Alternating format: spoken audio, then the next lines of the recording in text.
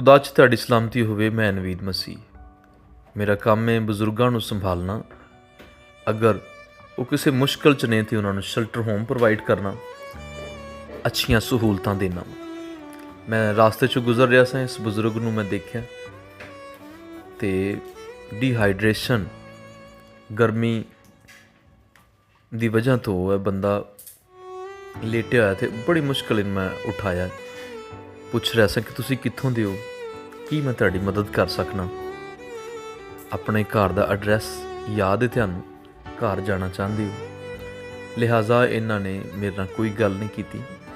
ਮੈਂ ਕੋਸ਼ਿਸ਼ ਕਰਦਾ ਰਿਹਾ ਕਿ ਥੋੜ੍ਹਾ ਪਿਆਰ ਨਾਲ, ਮੁਹੱਬਤ ਨਾਲ ਇਹਨਾਂ ਨੂੰ ਆਪਣੇ ਸ਼ੈਲਟਰ ਹੋਮ ਤੱਕ ਮੈਂ ਲੈ ਕੇ ਆਵਾਂ। ਲੇਕਿਨ ਕੁਛ ਲੋਕ ਆਪਣੀ ਜ਼ਿੰਦਗੀ ਦੁੱਖਾਂ ਦੇ ਵਿੱਚ ਗੁਜ਼ਾਰਦੇ ਨੇ। ਔਲਾਦ ਦੇ ਸਤਾਏ ਹੋਏ, ਭੈਣਾਂ ਭਰਾਵਾਂ ਦੇ ਸਤਾਏ ਹੋਏ, ਉਹ ਕਹਿੰਦੇ ਨੇ ਅਸੀਂ ਇੰਝ ਹੀ ਰਵਾਂਗੇ।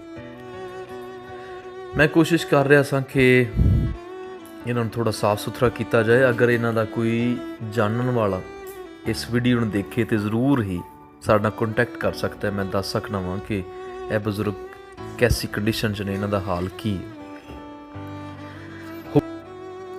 ਅਕਸਰ ਮੇਰੀ ਮੁਲਾਕਾਤ ਇਹੋ ਜਿਹੇ ਬਜ਼ੁਰਗਾਂ ਨਾਲ ਹੋਈ ਜਿਹੜੇ ਆਪਣੀ ਫੈਮਲੀਆਂ ਤੋਂ ਸਤਾਏ ਹੋਏ ਅਲੱਗਾ ਰਹਿਣਾ ਪਸੰਦ ਕਰਦੇ ਨੇ, ਅਲੱਦਗੀ ਕਰ ਲੈਂਦੇ ਨੇ।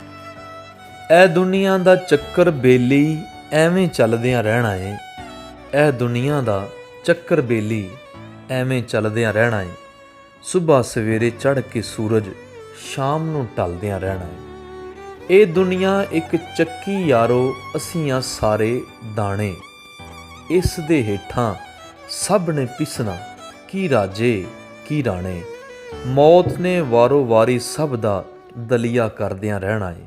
ਸੁਬਾਹ ਸਵੇਰੇ ਚੜ੍ਹ ਕੇ ਸੂਰਜ ਸ਼ਾਮ ਨੂੰ ਢਲਦਿਆਂ ਰਹਿਣਾ ਏ। ਇਹ ਦੁਨੀਆ ਦਾ ਚੱਕਰ ਬੇਲੀ ਐਵੇਂ ਚੱਲਦਿਆਂ ਰਹਿਣਾ ਏ।